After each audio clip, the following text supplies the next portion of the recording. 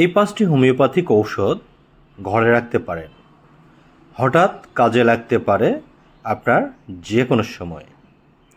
Homeopathic ওষুধের পার্শ্ব প্রতিক্রিয়ার পরিমাণ তুলনামূলক কম, সে কারণে অনেকে ভরসা রাখেন এতে।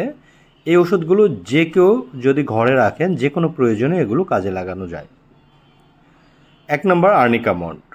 এটি ছোটোখাটো আঘাত কেটে যাওয়া, তাতে এই ওষুধটি খুবই ভালো। এছাড়া সারাদিন পরিশ্রমের পরে হাতে পায়ে গায়ে যদি ব্যথা হয় তাতেও আর্নিকা মন্ড খুব দ্রুততার সহিত কাজ করে। 2 নম্বর ক্যালেন্ডুলা।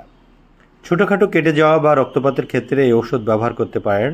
ভেজা তুলে ওষুধ লাগিয়ে কাটা স্থানে লাগালে সাথে সাথে রক্তপাত বন্ধ হয়ে যায়। নাম্বার 3 নাক্সভম।